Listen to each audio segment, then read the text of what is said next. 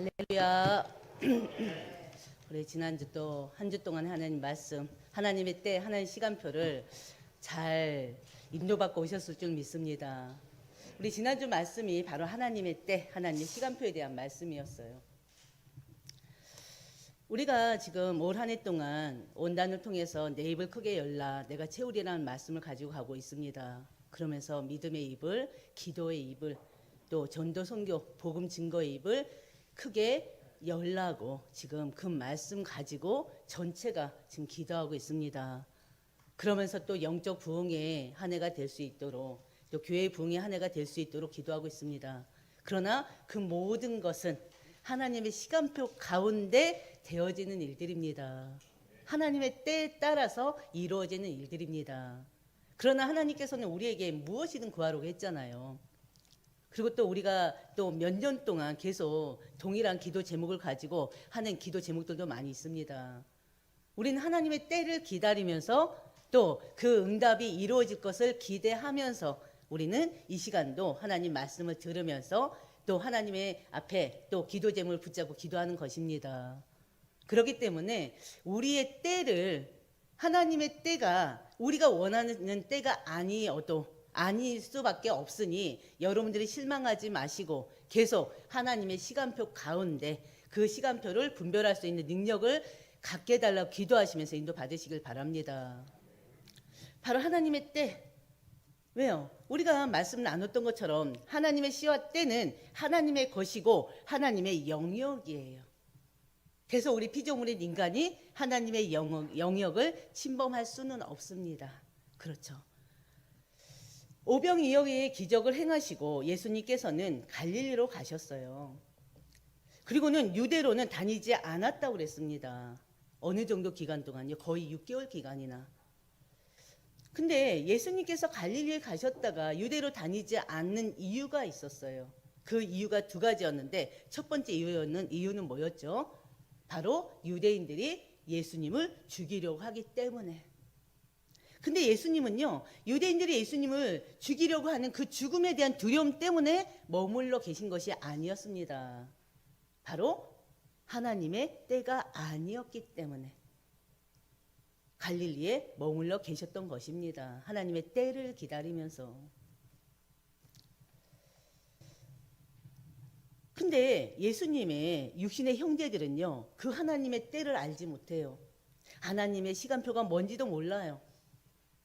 그래서 그 예수님을 자꾸 유대 땅으로, 예루살렘으로 가라고 자꾸 권면합니다. 왜요? 그 예수님 행한 기적들을 많은 제자들이 보게 하라는 거예요. 예수님은 자신을 나타내는데 이 갈릴리 시골에서 나타내지 말고 저 유대 땅 예루살렘에서 많은 사람들에게 나타내라는 것입니다. 근데 말씀을 보니까 그 형제들이 자꾸 권면하는 이유가 뭐라고 그랬죠?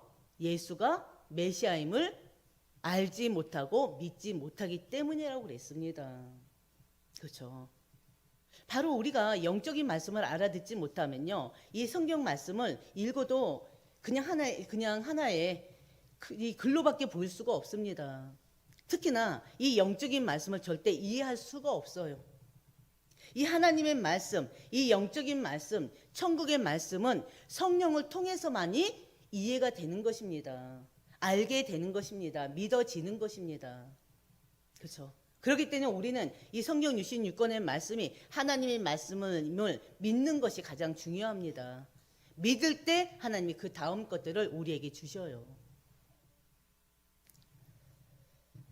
바로 예수님의 형제들은요, 바로 예수님을 메시아로 알지 못하고 믿지도 못했기 때문에 그 예수님을 자꾸 예루살렘 땅으로 가도록 유도했던 것입니다. 예수님께서는요, 성육신으로 이 땅에 오셨습니다. 근데요, 갈라디아서 4장 4절 보면요, 때가 참해 그랬어요. 예수님이 성육신으로 이 땅에 오시는 것도요, 하나님의 때, 하나님이 작정하신 그 때에 하나님께서는 자신의 아들을 보내사 여자에게 낳게 하셨던 것입니다. 많은 사람들이요, 종교를 통해서, 선행을 통해서, 철학을 통해서, 과학 등으로 자신의 현실 문제를 해결하려고 노력합니다. 근데요, 하나님께서는요, 인간의 문제를 해결해 주시기 위해서 하나님의 때에 바로 성육신 예수 그리스도를 이 땅에 보내주신 것입니다. 그 방법이 바로 인간을 구원해 주기 위한 그 방법이 바로 인간의 몸을 입고 예수님께서 이 땅에 오신 것입니다. 그렇죠? 예수 그리스도를 통해서 하나님을 떠난 자들을 하나님 만나게 하신 것입니다. 예수 그리스도의 십자가 죽으심을 통해서 우리의 모든 죄가 해결되게 하신 것입니다. 예수께서 십자가에서 죽으시고 3일 만에 부활하심으로 지금도 인간을 괴롭히고 지옥으로 끌고 가는 그 사단의 모든 권세를 완전히 멸해하셨어요. 멸해버리셨어요. 그게 하나님의 방법이에요. 하나님의 때에 따라서. 예수 그리스도는 지금도 마지막 때를 기다리고 계십니다. 지금도 하늘 보좌에서 온 세상을 통치하고 계십니다. 마지막 때를 기다리면서 우리는 그 때를 알아야 돼요. 그렇기 때문에 우리 하나님 자녀들은요, 예수님처럼, 예수 그리스도처럼 하나님의 응답의 때를 기다리는 그런 믿음, 기다리고 진짜 기대하면서 기도하는 그 믿음 변치 않기를 주의 이름으로 축원드립니다. 바로 우리는요, 하나님께서 말씀하시는 것을 듣는 시간표가 있어야 돼요. 하나님은 항상 우리에게 강단을 통해서 말씀을 주고 계십니다. 그리고 또 그날 우리가 성경을 읽을 때마다 성경을 읽을 때 또 말씀이 딱 뜨게 만들어버려요. 성경을 읽고 있는데 어느 순간에 어느 때는요, 이 성경 말씀이 어느 부분에 대해서 아주 강하게 내 가슴에 부딪혀 와버려요. 하나님이 주시는 은혜예요. 그렇지 않습니까? 그렇기 때문에 우리 하나님의 백성들은요, 하나님께서 말씀을 주시는 것을 듣는 그 때가 있다는 것을 아시길 바랍니다. 그리고요, 또 하나님 말씀을 들었을 때는 또 행해야 될 때가 있습니다. 그 말씀에 순종해야 되는 때가 있습니다. 그래서 그때를 우리가 알기 위해서 바로 하나님의 시간표 가운데 인도받기 위해서 우리는 항상 하나님의 말씀 묵상하고요, 기도하는 것입니다. 그리고 항상 말씀드렸던 것처럼 성령 충만을 통해서 영적인 분별력이 있도록 하나님의 때, 하나님의 시간표를 분별할 수 있는 능력을 달라고 또 기도하시길 바랍니다. 그렇죠? 우리 인간의 능력으로는 절대 알 수가 없어요. 하나님의 계획을 우리가 어떻게 압니까? 우리 피조물들이. 그렇죠? 여러분들이 지난주 말씀을 다시 한번 상기하시면서요, 늘 그 말씀 잊지 마시고 기도로 함께 하시길 바랍니다. 오늘의 말씀 제목은 뭘까요? 오늘의 말씀의 제목은요, 바로 외모로 판단하지 말라 이것입니다. 많은 사람들이요, 우리 역시도 그래요. 사실 사람들을 함부로 판단하는 경향이 있어요. 그렇지 않습니까? 외모를 보고, 그들이 가지고 있는 배경을 보고, 그들이 가진 지식을 보고 우리는 상대를 평가할 때가 굉장히 많잖아요. 근데 그게 너무나 무서운 거예요. 진짜 것은 안 보이거든요. 근데 우리 진짜 것은 못 보고 그냥 겉모습만 보고 판단하고, 또 때로는 속을 때가 굉장히 많습니다. 그래서 오늘 말씀을 들으면서 과연 그럼 나는 어떤 눈을 가져야 되는가, 지혜를 얻는 시간 되시기를 주의 이름으로 축원드립니다. 우리가 첫 번째 나눌 말씀은요, 자신을 나타내지 않으셨던 예수님에 대한 말씀입니다. 10절에서 13절까지 말씀이에요. 10절 보면 예수님께서는요, 형제들이 예루살렘으로 올라간 후에 올라가셨다고 그랬어요. 형제들이 올라가신 후에 올라가셨는데 그 다음 뭐라고 그랬어요? 자신을 나타내지 않으시고 은밀하게 올라가셨다고 그랬어요. 왜 예수님께서 은밀하게 예루살렘에 올라가셨을까요? 바로 예수님은요, 무리들에 의해서 정치적인 메시아로 추앙받는 것을 경계하신 것입니다. 왜냐하면 지금 이 예루살렘에 예수님께서 예루살렘에 계시면서 많은 기적들을 행하셨잖아요. 그렇죠? 그걸 이미 많은 사람들이 알고 있단 말이에요. 그렇기 때문에 예수님을 좋은 쪽으로든 나쁜 쪽으로는 기다리던 무리들이 굉장히 많습니다. 그래서 예수님은 그들 무리들 가운데 이 예수님을 정치적인 메시아로 왕 삼으려고 했던 자들이 또 있을 것으로 예상을 하고 그 정치적인 메시아로 추앙받는 것을 미리 경계하시기 위해서 은밀하게 아무도 모르게 올라가신 것입니다. 예수님이 예루살렘에 올라간 그때는 초막절이에요. 그리고 또 예수님이 자신을 나타내지 않으시고 은밀하게 올라가신 또 다른 이유는요. 그 예수님을 잡아들이려고 하는 유대 종교 지도자들과의 불필요한 이 마찰, 이 불필요한 충돌을 피하기 위함입니다. 11절에 13절 보면요. 예수님은요. 은밀하게 예루살렘에서 오신 것을 알지 못하고요. 유대인들이 예수님이 어디에 있느냐면 막 찾아다녀요. 근데 이 유대인들은 누굴 얘기하냐면요. 일반 유대인들이 아니라 바로 사내들인 공회원들이에요. 유대 종교 지도자들이 지금 예수님이 어디 있느냐며 눈에 불을 켜고 막 지금 찾아다니는 거예요. 뭐 하려고요? 잡아들이려고. 그 예수님에 대해서 사람들의 평가 또한 갖가지입니다. 다양합니다. 우리 말씀을 보면요. 어떤 사람들은요. 그 예수님을 긍정적으로 평가해서요. 예수님을 좋은 사람으로 이렇게 평가도 해요.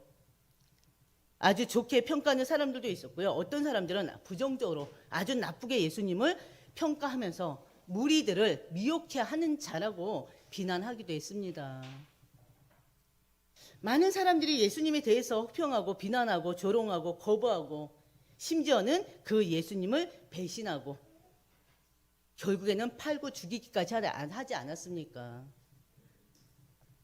특히나 예수님의 친형제들까지도 이 예수님이 누군지를 몰랐어요. 그들은요, 이 무리들은요, 예수님을 입에 떠올릴 수도 없어요. 함부로 평가할 수도 없어요. 함부로 판단해서도 안 돼요.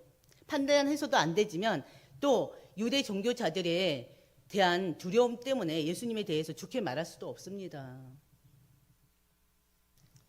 왜냐하면 함부로 말했다가 오히려 당신들이 고통을 당하게 되거든요. 예수님께서요 자신을 드러내지 않고 은밀하게 예루살렘으로 올라가셨던 그 예수님은요 14절에 보면 초막절 중간에 성전에서 사람들을 가리키셨다고 그랬어요. 사람들을 가르치심으로 인해서 자신의 존재를 나타내 보이셨습니다. 그게 하나님의 시간표가 됐기 때문에. 두 번째 우리가 나눌 말씀은요. 바로 예수님을 선입관을 가지고 판단하는 유대인들의 무리들입니다. 유대인들입니다. 어떻게 보면 우리가 참 조심해야 될 부분들이기도 해요. 예수님께서 성전에서 사람들을 가르치셨어요. 예수님의 이 가르침은요, 많은 사람들을 놀라게 했습니다. 특히나 유대 종교자들, 종교 지도자들이 엄청 놀랐어요. 예수님께서는요, 성전에서 사람들에게 가르치신 것이 뭐였냐면 구약 성경이에요. 지금 이때는 신약 시대잖아요. 신약 시대에는 어떤 언어인 줄 아십니까? 헬라어예요. 그리고 또 아랍어를 사용해요. 근데 예수님이 가르치신 구약 성경은요, 그 언어가 히브리어예요. 히브리어. 그들은요, 이 예수님이 이 신약 성경을 선포하는 자체를 이해하지 못했어요. 배우지 못한 자로 생각했거든요. 그래서 예수께서 성전에 올라가셔서요, 구약 성경을 읽으시고 그 뜻을 풀어주셨다는 그 자체만으로 그들은 굉장히 놀랐는데요. 예수님께서 구약 성경을 가르치시고 풀어준 거에 대해서는 성경에 많이 있습니다. 누가복음 2장 26절을 보면요. 예수님이 12살 때의 모습이 나와요. 예수님은 12살 때요. 이미 성전에서 유대인 선생들과 랍비들이요. 또 어떻게 보면 유대인 선생들과 성경에 대해서 서로 질문도 하고 답변도 하면서 그들과에게 대화하는 내용이 있어요. 그때요 많은 사람들이 예수님의 지혜를 보고 굉장히 놀랬고요. 예수님이 그 하는 대답을 아주 기이 여겼다고 그랬어요. 또 마태복음 7장 29절을 보면요, 예수님이 가르치실 때 그 가르치신 것이 권세 있는 자와 같다고 그랬어요. 그래서 서기관들과 같지 않다고 그랬습니다. 그러니까 예수님의 가르침은요, 이미 많은 사람들에게 엄청난 충격이 되는 그런 내용들이었습니다. 15절 보면요, 그들은 뭐라고 합니까? 아니, 이 사람은 배우지 아닌 사람 아니냐, 배우지 아니할 거든 어떻게 글을 아느냐. 이 글을 안다는 건 이 글자를 안다는 그 내용이 아닙니다. 글을 잘 읽을 수 있다는 그걸 얘기하는 게 아니에요. 한마디로 율법을 말하는 것입니다. 아니, 배우지도 않은, 학문을 배우지도 않은 이 자가 어떻게 율법을 알고 가르칠 수가 있느냐는 것입니다. 율법을 정식으로 배우지도 않았는데 어떻게 이렇게 잘 가르칠 수 있냐는 거죠. 마태복음 7장 28절에서 29절 보면요, 그분의 말씀이나 가르침은 사실상 납비들로서는, 납비들이 누굽니까? 율법을 가르치는 자들이잖아요. 근데 납비들로서는 그 가르침을 기대할 수도 없는 엄청난 파급 효과를 가져다 주었던 사건인 거예요. 예수님 당시에는요, 아무나 성경을 가르칠 수 없었습니다. 서기관이나 바리새인들과 같이요, 일정한 교육을 받은 사람만이 가르칠 수 있었던 거예요. 유대 당국자들마저도 놀랄 정도로 권위 있게 성경을 예수님께서 지금 강론하셨습니다. 한편으로는요, 성경을 배운 바가 없는 이 예수님을 목수의 아들로 밖에 보지를 않으려는 거예요. 그들의 눈은요. 사람이 어떻게 배우지도 않은 사람이 권위 있게 저 성경의 율법의 말씀을 가르치겠냐는 것입니다. 그들은 예수님이 지금 율법을 지금 이게 가르쳐 주는 것에 대해서 관심이 없어요. 그 말씀에 대해서는 관심이 없어요. 그 예수님의 가르침, 그 내용에 대해서는 전혀 관심을 가지지 않고요, 예수님에 대한 선입관만을 버리지 못하고 이상하게 생각했던 것입니다. 그러니까 그 얘기가 나올 수 있는 거예요. 이 사람은 배우지 아니했거든 어떻게 글을 읽느냐. 요한복음 1장 1절, 예수님은 누구십니까? 하나님의 말씀 그 자체잖아요. 요한복음 1장 14절이 뭐죠? 말씀이 육신이 되어 오셨다고 그랬잖아요. 그 말씀이 육신이 되어 오신 분이 누굽니까? 예수님이세요. 예수님은 그 말씀 그 자체이십니다. 그렇기 때문에 특별한 배움이 과정이 필요하지가 않아요. 훌륭한 납비의 교육이 필요하지 않아요. 어느 훌륭한 학파가 필요하지가 않아요. 예수님의 성경에 대한 정확하고 권위 있는 해석을 하실 수밖에 없는 분이십니다. 왜? 말씀 그 자체이기 때문에. 그렇죠? 16절 보면요, 예수님께서는요, 내 교훈은 뭐라고요? 내 것이 아니요, 뭐라고 그랬어요? 나를 보내신 이의 것이라고 하셨습니다. 하나님께서 선포하시는 그 말씀은 내가 하는 것이 아니라 나를 보내신 하나님이 내게 주셔서 하는 것이다, 그 말이에요. 17절, 사람이 하나님의 뜻을 행하려 하면 이 교훈이 하나님께로부터 왔는지 내가 스스로 말함인지 알게 된다는 것입니다. 무슨 말입니까? 예수님의 가르침을 알려고만 하고 그 가르침을 지식으로만 쌓아두면 하나님의 뜻을 행할 수가 없다는 것입니다. 하나님의 뜻을 행한다는 건 뭘까요? 하나님 뜻을 행한다는 것은 하나님이 보내신 자를 믿는 거예요. 내가 함부로 판단해서 믿고 안 믿고가 아니라 하나님이 보내신 그 메시아를 하나님으로 믿는 것입니다. 예수가 그리스도임을 믿는 것입니다. 그런 자를 하나님의 뜻을 행하는 자라고 하는 것입니다. 그들은요, 하나님의 뜻은 전혀 행하지 않으면서 그들은 오로지 이론적으로 논리적으로 예수님의 말씀을 분석하고 있어요. 그 자체를 아멘으로 받아들이는 게 아니라 그 말씀을 계속 분석을 하고 있어요. 왜 분석할까요? 왜 논리적으로 분석할까요? 이론적으로 분석할까요? 뭐 하기 위해서? 끄집어내기 위해서. 어떻게 해서든 그 말꼬리를 붙잡기 위해서 분해하고 이론적으로 논리적으로 예수님의 말씀을 분석하는 것입니다. 18절 보시길 바랍니다. 스스로 말하는 자는 자기 영광만 구하되 보내신 이의 영광을 구하는 자는 참되니 그 속에 불의가 없다고 하셨어요. 스스로 말하는 자란 자기 자신의 사상과 철학을 전하는 자를 말하는 것입니다. 당시 바리새인들과 서기관들은요, 성경을 연구하고 가르치는 자들이에요.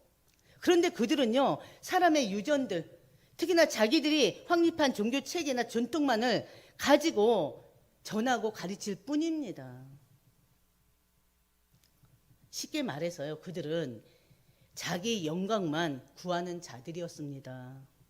그러나 반면에 예수님은 어떤 자입니까? 예수님은요, 하나님이 보내신 자로서, 어떻게 보면 자기 스스로가 하나님이신데 바로 하나님이 보내신 자로서 자기 영광이 아니라 오직 자기를 보내신 하나님의 영광만을 구하셨던 분이세요.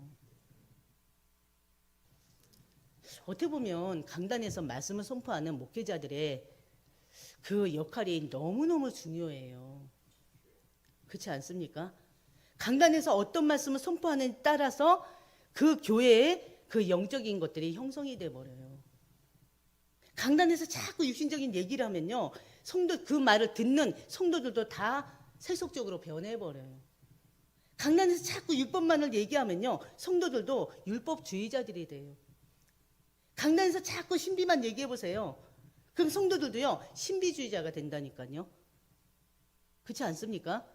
그래서 전에도 몇 번씩은 반복하는 것처럼 이 강단에서 성경 66권의 말씀만 선포하도록 기도해 달라는 거예요. 자꾸 이 강단에서요, 목회자들이 자기 얘기하면 안 돼요. 세상 학문 중요하죠. 세상 지식 중요해요. 과학 중요해요. 다 중요하다니까요. 그러나 이곳에서 선포되어야 될 말씀은 성경 66권 하나님의 말씀입니다. 복음 대신 예수 그리스도만 선포돼야 돼요. 세상에 명사들 얼마나 많습니까? 강의자들이 얼마나 많습니까? 그들에게 세상 학문을 풀어주고 그들이 바로 또 사람들에게 감동을 주고 재미를 주는 그런 말들, 그런 강사들 많이 있잖아요. 그들에게 그건 맡겨요. 강단에서까지만 여기 앉아있는 사람들 막 재미있게 해주느라고 쇼할 필요가 없어요. 근데 쇼맨심을 보이는 분들이 계시죠. 근데 그게 무조건 나쁜 건 아니에요. 말씀을 가지고 하면 되니까. 근데 잘못 전달되는 경우가 굉장히 많습니다. 당연히 하나님 말씀으로 감동을 줘야 됩니다. 그렇죠? 또 이왕이면 재밌게 풀어주면 더 이렇게 기억이 되겠죠. 이 강단에서까지 세상적인 지혜, 정보, 그게 우선되면 안 된다는 것입니다. 모르겠어요. 제 생각. 말씀 이렇게 이렇게 준비하다 보니까 그런 생각들을 참 많이 했어요. 바로 목회자들은, 설교자들은 하나님이 보내신 자들이잖아요. 하나님이 세우신 자들이잖아요. 그렇기 때문에 자기 영광이 아니라 하나님의 영광만을 나타내는 자들이 되셔야 됩니다. 그리고 또 이 설교 말씀은요, 바로 설교의 궁극적인 목적은 하나님의 영광을 나타내는 것이기 때문에 설교는 하나님의 뜻을 따라서 하나님의 살아계심과 하나님의 뜻을 나타내는 것이어야 됩니다. 성부와 성자와 성령이 하나님을 증거하는 것입니다. 세 번째 우리가 나눠야 될 말씀은요, 외모로 판단하지 말고 공의로 판단하라는 것입니다. 예수님께서는요, 성전에서 가르치심으로 자기의 존재를 확립시키셨어요. 19절, 율법은 하나님이 택한 백성들에게 모세를 통해서 지키라고 주신 것인데 유대인들은 어떻다고 했어요? 지키지 않았다고 그래버렸어요. 특히나 지금 이 유대인들이 누구라고 그랬어요? 사내들인 공의원들이에요. 바리새인들. 율법주의자들이에요.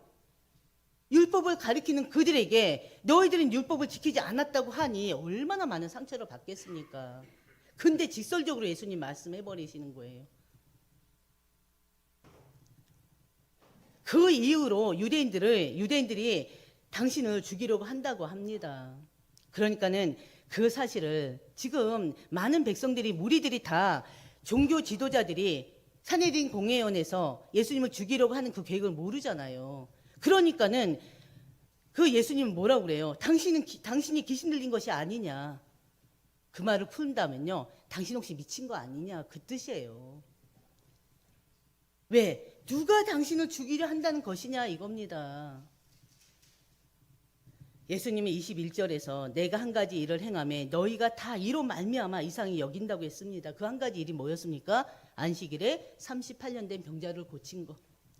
38년 된 병자를 고쳐준 것이 안식일을 범했다고 여겨서 나를 박해하고 모세의 율법대로 처형하고자 한다는 것을 예수님 말씀하시는 것입니다.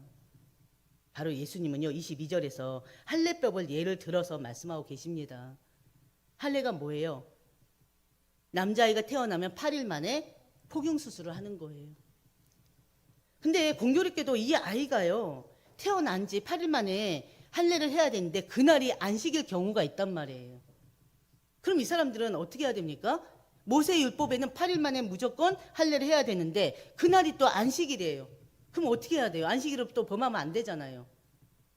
그런데 그들은요, 할례에 관한 율법을 어기지 않기 위해서 안식일에도 할례 의식을 행한단 말이에요. 8일 만에 할례 의식을 해야 되니까. 이 자체가 안식일을 어기는 일이 됩니다. 왜? 안식일에 아무 일 하면 안 되잖아요. 근데 할례를 행하는 일을 하고 있어요. 모든 유대인들이 율법을 어기고 있는데 안식일에 사람을 살리기 위해서 기적을 행한 예수님의 율법을 위반자라고 하는 것은 잘못된 것임을 예수님이 지금 어떻게 해요? 지적하는 것입니다. 할례가 안식일에 시행될 수 있다면 이보다 더 중요한 사람의 육신과 영혼을 구원하기 위한 일인데 이게 안식일에 행한 것이 무슨 문제가 되느냐는 말씀이에요.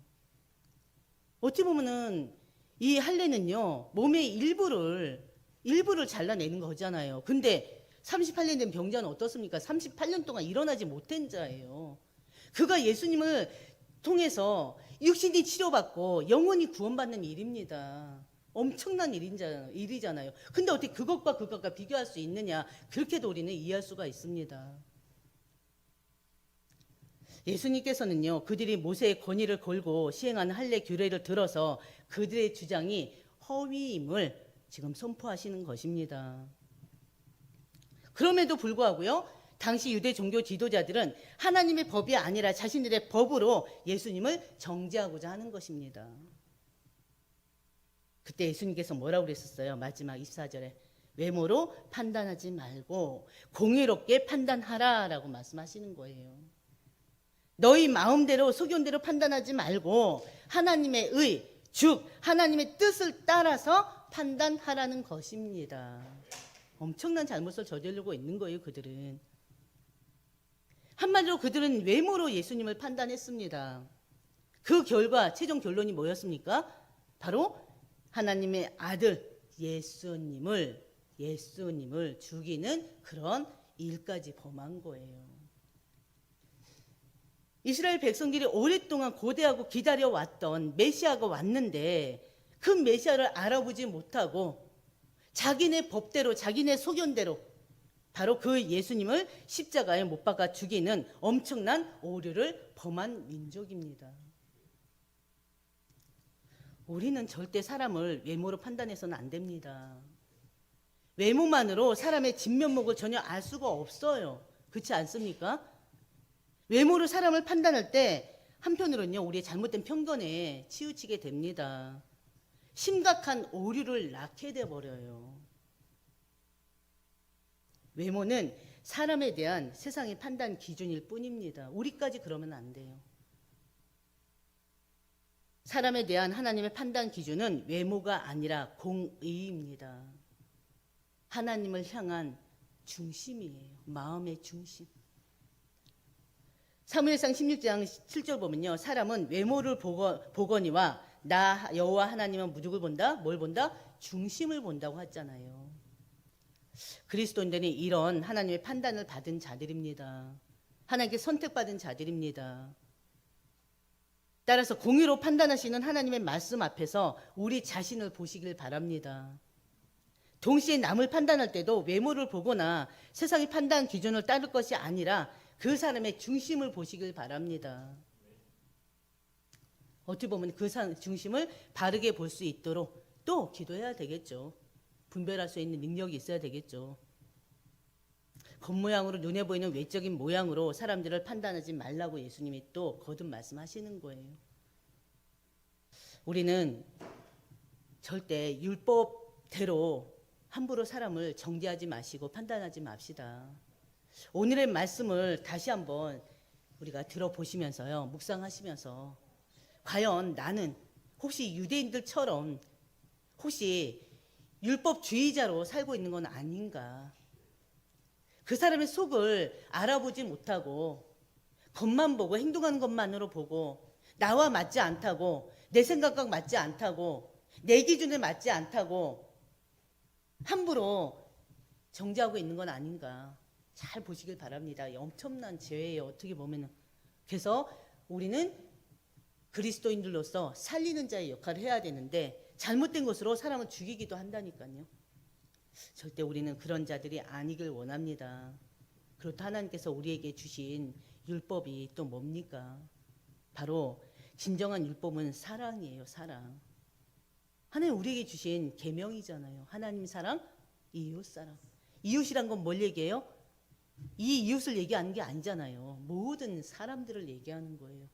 하나님을 사랑하는 것은 물론이거니와 모든 사람들을 사랑하도록 하나님이 우리에게 율법의 말씀을 주셨습니다. 믿음과 소망과 그 중에 제일은 사랑이라. 사랑. 여러분 사랑하시길 바랍니다. 그리고 자꾸 사랑을 표현하시길 바랍니다. 저 역시도 그게 참 안 되는 사람인데 사랑 표현하셔요. 그러면은 하나님의 그 십자가의 사랑으로 인해서 우리의 이렇게 꽁꽁 얼어붙은 마음들이 풀려지고요. 받은 상처들이 다 나도 모르게 다 풀어져 버려요. 그래서 사랑은 치유, 바로 사람을 치유하는 방법이기도 합니다. 그렇죠? 하나님 아버지 참으로 감사합니다. 오늘 말씀을 통해서 우리 자신들이 평상시 혹시나 이 유대 종교 지도자들처럼 이 유대 무리들처럼 사람들을 함부로 판단하고 정죄하는 율법주의자들이 아니었는지 다시 한번 돌아보는 시간이 될 수 있도록 하나님 인도해 주시옵소서. 절대 사람을 외모로 판단하지 않는 성숙한 신앙인들이 될 수 있도록 하나님 인도해 주시옵소서. 하나님을 사랑하는 것과 또 이웃을 사랑하는 마음을 허락하여 주시옵시고 정말 하나님이 정말 어느 자리에서나 누구에게나 필요로 하는 그런 전도자들이 우리 모두가 될 수 있도록 하나님 역사하여 주시옵소서. 이 모든 말씀 우리 주 예수님의 이름으로 기도드립니다.